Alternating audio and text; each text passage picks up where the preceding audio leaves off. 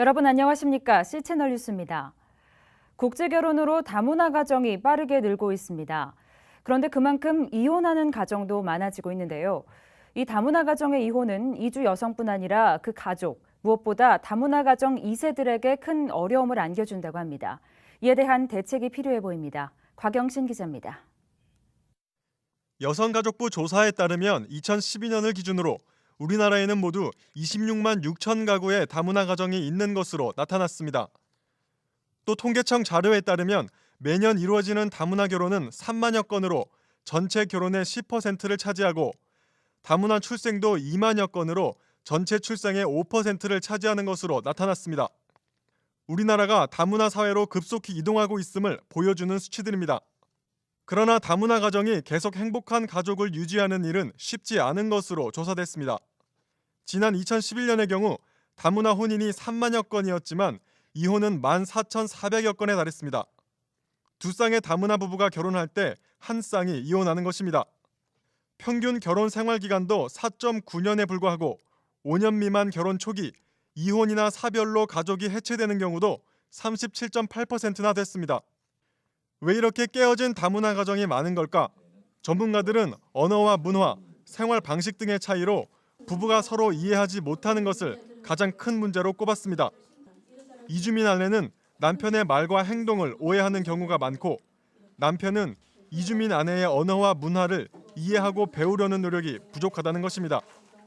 너 베트남에 한번 갔다 올래? 이렇게 남편이 말했다고 그러면 부인은 그 말을 듣고 오해를 해요. 아, 내가 싫은가 보다. 그러니까 베트남 가라고 하는구나. 이렇게. 몽골은 그 초원인데 둘이 보내고 나면 끝이래요. 경제적 도움도 절대로 안 준대요.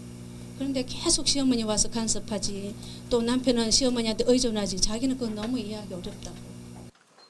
이 같은 다문화 가정의 어려움을 돕기 위해 정부와 민간 기구들이 노력을 기울이고 있지만 이제는 한국 교회도 적극적으로 나서야 한다는 목소리도 높았습니다.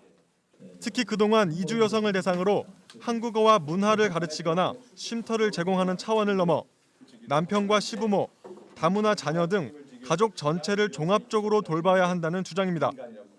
한국교회가 운영해온 아버지 학교나 가정치유 프로그램 등 일반 가정을 대상으로 시행한 가족 사역의 역량을 다문화 가정에도 쏟아 부어야 한다는 것입니다. 우리 개신교계에서는 아버지 학교라는 것을 오랫동안 해왔는데 그런 노하우를 우리나라의 가정의 남편한테만 아버지한테만 적용할 것이 아니라 이런 다문화 가족의 남편, 아빠들한테도 좀 적용을 해서 부부 상담할 때 가계도 상담, 그다음에 원가족 질문, 18세 이전에 성장이 있을 때 어떤 경험이 있었는가 이런 거를 질문해서 결혼 이전의 경험이 결혼 생활에 현 배우자에게 영향을 미치는 이런 거를 조금 감소할 수 있으면 좋겠다 싶고 이 밖에도 다문화 어린이 도서관 운영, 이혼 이주민 여성의 자립을 위한 시설과 프로그램 운영, 다문화 가정 지원 시설의 네트워크화 등 한국교회가 도움을 줄 수 있는 다양한 방안이 논의됐습니다. 그동안 무관심과 냉대 속에 많은 다문화 가정이 이혼과 가정 파괴로 어려움을 겪어왔습니다. 이제 다문화 가정들이 우리 사회의 당당한 일원이자 이웃으로 자리매김할 수 있도록 한국교회의 적극적인 노력이 요구되고 있습니다. C채널 뉴스 곽영신입니다. 6개월째 북한에 억류 중인 한국계 미국인 케네스 배 씨가 결국 노동교화형 15년을 선고받았습니다. 조선중앙통신은 지난 2012년 11월 3일 나선시에 관광을 명목으로 입국했다가 체포된 미국 공민 배준호에 대한 재판이 4월 30일 최고재판소에서 진행됐다며 반공화국 적대범죄 행위를 감행한 배준호에게 15년의 노동교화형을 언도했다고 보도했습니다. 그러나 배 씨의 적대적 행위가 무엇이었는지는 구체적으로 밝히지 않았습니다. 노동교화형은 일종의 징역형으로 북한이 교화소로 보내 강제 노역시키는 형벌입니다. 교화소에는 2년 이상 형량을 선고받은 경제범이나 강력 범죄자들이 수감되는 것으로 알려져 있습니다.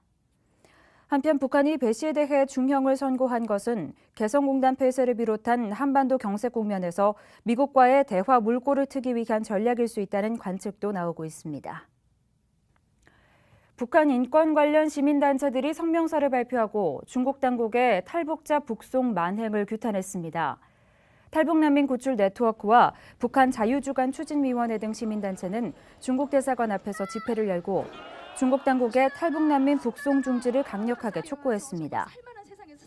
단체는 탈북자들이 북한으로 강제 송환되면 끔찍한 구타, 고문, 강제노역, 심지어는 공개 처형까지 당하고 있다며 이러한 사실을 잘 알고 있는 중국 정부가 이들을 북송시키는 행위는 대국답지 못한 만행이라고 비판했습니다.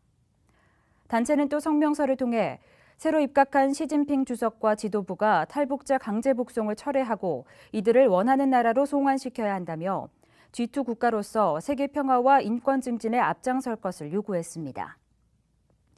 한편 이날 집회에는 북한 자유주간 공동대회장인 수잔솔티, 조명철 의원이 함께했고 탈북자들이 북송의 경험을 증언했습니다. 우리나라가 2년째 언론자유국에서 제외되면서 작년에 이어 부분적 자유국에 머물렀습니다. 국제 언론감시단체인 프리덤하우스가 공개한 언론자유 보고서에 따르면 우리나라는 언론자유지수 31점으로 조사 대상국 197개국 가운데 나미비아, 칠레 등과 함께 공동 64위에 머물렀습니다. 우리나라는 지난해 68위보다 순위가 4계단 상승했지만 지수는 1점 하락해 언론 자유국이 아닌 부분적 자유국에 머물렀습니다. 언론 자유지수는 총 23개 항목을 평가해 100점을 기준으로 점수가 낮을수록 자유가 보장된다는 것을 의미합니다. 한편 언론 자유 1위 국가는 노르웨이와 스웨덴으로 각각 10점을 기록했고 미국과 일본은 각각 18점과 24점을 받아 언론 자유국으로 분류됐습니다. 북한은 96점으로 투르크메니스탄과 함께 공동 196위로 최하위 성적을 기록했습니다. WCC 제10차 부산총회를 지원하기 위한 정부 예산을 지급 금지해달라는 가처분에 대해 2심 법원이 기각 판결을 내렸습니다. 부산고등법원은 2일 부산 브니엘신학교 박성기 이사장과 이장합동 WCC 대책위원회 서기행 위원장이 문화체육관광부를 상대로 낸 가처분 소송에서 지난 3월 부산지방법원의 1심 각하 판결에 이어 항고를 기각했습니다. 재판부는 판결문에서 예산 지급 행위는 국민의 권리와 의무에 관계된 사항에 대한 행정처분에 해당하므로 민사집행법상 가처분으로 행정행위의 금지를 구하는 것은 허용될 수 없다고 판결 이유를 밝혔습니다. 또 행정정이 일정한 처분을 하지 못하도록 하는 청구는 허용되지 않는 부적법한 소송이므로 사건을 행정법원에 이송할 이익도 없다고 전했습니다. 질병이나 사고 등으로 갑자기 목회자 남편과 사별한 홀사모들이 받는 충격은 정말 큽니다. 하지만 이들을 위한 관심은 여전히 부족하다고 하는데요. 목회자 남편과 사별한 사모를 직접 만나 그들의 고민을 들어봤습니다. 이인창 기자의 보도입니다. 김전미 사모는 IMF 경제 위기가 닥친 1997년 37살의 나이에 남편과 사별했습니다. 농촌교회의 경제적 지원을 기대하기 어려웠던 김 사모는 어린 세 자녀들과 살아남아야 한다는 생각에 슬퍼할 겨를조차 없이 일거리를 찾아 거리로 나섰습니다. 김 사모는 17년 동안 하나님께서 도우시고 채워주셔서 감사하다지만 기초생활 수급권자로 자활근로를 하는 등 그동안 겪어야 했던 어려움과 아픔은 쉽게 가시지 않는다고 고백합니다. 막막하고 그런데 이제 어떤 여기 사회가 돌아가는 그게 IMF 그때 돌아가셨고 4년 더 있었는데 그때서부터 뭐 이렇게 저기가 기초생활수급 이게 시작이 돼서 말하자면 자활근로라는 걸 시작을 하게 됐어요. 그때부터. 남편과 개척해 안정적인 목회를 했던 백영훈 사모도 6년 전 사별했습니다. 백영훈 사모가 가장 힘들었던 건 정체성의 혼란이었습니다. 대부분 사모들이 그렇듯 남편이 떠나자 사역자도 평신도도 아닌 자신의 애매한 처지가 무척이나 낯설었습니다. 오히려 스스로 교회의 걸림돌이 되지 않나 중압감마저 느껴야 했습니다. 지금은 목사 안수를 받은 후 교회를 개척해 자립 목회를 활발하게 해오고 있습니다. 그리고 하나님이 나를 목회자로 부르신 거야? 도대체 평신도로 부르신 거야? 뭐로 부르신 거야? 난 목회자로 생각하고 여태까지 열심히 살았는데 아무도 나를 목회자로 생각해주지 않네. 그 사실이 굉장히 힘들었습니다. 그래서 하나님께 묻고 또 물었어요, 나는. 두 사모와 같이 홀로 남겨진 사모들에게 가장 큰 어려움은 경제적 곤란이었으며 본교회를 떠나며 느끼게 되는 사회적, 심리적 단절도 극복하기 어려운 과제였습니다. 예장통합 목회자 유가족협의회가 조사한 통계에 따르면 홀사모의 27%는 무직, 14%가 단순 노무직에 종사하고 있으며 주변의 도움에 의존할 수밖에 없는 사모도 14% 가까이 됐습니다. 이는 홀사모의 절반 이상이 사실상 제대로 된 직업을 갖지 못하고 있다는 것입니다. 목회 현장에만 전념하다 막상 사회로 떠밀려 나왔을 때는 대책이 없는 실정입니다. 안타까운 것은 오랜 세월 홀사모와 유자녀들에 대한 관심이 요청되고 있지만 대다수 교회와 교단들은 제도적 장치를 마련하지 못하고 있습니다. 또 당사자들이 사회적 위험을 분산하는 데 소홀했던 점도 원인 중 하나일 수 있습니다. 현실도 하나님이 주신 이 삶이고 여기 이것도 잘 운영해야 되는 지혜가 필요한 것이 있다는 것을 이 신학생들도 알고 젊은 청년 교회에 있는 청년들도. 다행스러운 것은 최근 일부 교단들이 복지센터 건립, 장학재단, 복지재단 등의 과거보다 구체적 논의를 시도하고 있다는 데 있습니다. 이런 가운데 목회자 유가족 협의회를 산하단체에 둔 예장통합총회 사회봉사부가 유가족 지원과 관심을 확대하기 위한 이사회를 공식 출범해 주목되고 있습니다. 협의회는 목회자 유가족 자립을 위한 협동조합, 사회적 기업 설립, 교육비 지원 등을 추진할 예정입니다. 직장을 구하기 위해서 도시로 올라와서 귀가할 데가 없는 분들에 대한 쉼터를 구성하는 일이라든지 또 여러 가지 많은 그 가정사의 곤고한 문제들을 상담하고 치유하고 도와줘야 할 지속적인 많은 과제들이 남아있다고 생각을 합니다. 예장통합총회 내 홀사모 중 전체의 53%는 40에서 50대. 이 가운데 교육비가 필요한 자녀도 절반이나 되는 것으로 조사됐습니다. 목회자 유가족들은 무엇보다 교단 차원의 관심과 지원 제도의 마련, 일선교회 노회의 유가족에 대한 인식 개선을 강조하고 있습니다. 교회 안의 무관심과 오해의 시선으로 목회자 유가족들이 더 큰 고통을 겪는 것은 아닌지 한국교회의 세심한 배려가 요구되고 있습니다. C채널 뉴스 이인창입니다. 한국 YWCA 연합회 차경혜 회장이 청소년 활동 활성화와 청소년 보호의 공을 인정받아 국민훈장 동백장을 받았습니다.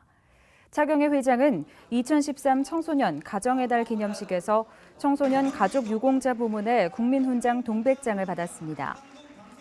차 회장은 청소년들로 하여금 하나님이 주신 아름다운 달란트를 잘 발휘할 수 있도록 더 좋은 일들을 하라고 주신 상으로 안다며 우리나라의 미래인 청소년들을 위해 더 노력하겠다고 소감을 밝혔습니다. 차 회장은 1967년부터 한국 YWCA 연합회 실무자로서 YWCA 여성 청소년 정책을 수립하고 프로그램을 개발했습니다. 특히 2011년 한국 YWCA 연합회 회장으로 취임한 이후 다문화 청소년과 북한 이탈 청소년을 위한 프로그램, 청소년들의 금융 리더십 함양을 위한 프로그램 등 청소년 활동을 적극 장려해왔습니다. 한편 국민훈장 동백장은 정치, 경제, 사회, 교육, 학술 분야에서 공을 세워 국민 복지 향상과 국가 발전에 기여한 공적이 뚜렷한 인물에게 정부 차원에서 수여하는 훈장입니다. 이 밖의 뉴스와 날씨를 전해드립니다. 이장합동 총회신학부가 목회자 윤리 강령을 올해 98회 정기총회에 재상정하기로 했습니다. 목회자 윤리 강령은 지난해에도 상정된 바 있지만 정기총회 파행 사태로 논의되지 못했습니다. 한국기독교 2단 상담소 광주 상담소는 6일과 7일 한국교회 주요 교단이 2단으로 규정한 신천지가 올림픽공원 올림픽홀에서 대규모 집회를 연다며 교인들이 참석하지 않도록 주의를 요청했습니다. 제6회 국제 이주자 선교 포럼이 미전도 지역 선교와 이주자 선교를 주제로 27일부터 28일까지 호남신학대학교 명성홀에서 열립니다. 가정사역단체 하이패밀리가 참된 임종을 돕기 위한 웰다잉 교육사 과정을 추진합니다. 과정에 대한 설명회는 6일 사랑의 교회에서 진행됩니다. 날씨입니다. 전국이 대체로 맑은 가운데 가끔 구름이 많겠습니다. 하지만 대기 불안정으로 강원도 일부 지역에는 산발적으로 소나기 오는 곳이 있겠습니다. 당분간은 맑은 하늘을 볼 수 있겠고요. 다행히 기온도 점차 오르겠습니다.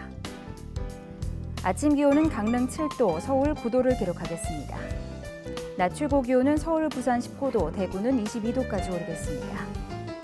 바다의 물결은 동해에서 2.5m까지 일겠습니다. 주간 날씨입니다. 어린이날이 있는 이번 주말에는 날씨 걱정 안 하셔도 되겠습니다. 2년 수준의 온화한 봄 날씨를 되찾으면서 나들이 즐기시기에 좋겠습니다. 뉴스를 마칩니다. 시청해주신 여러분 고맙습니다.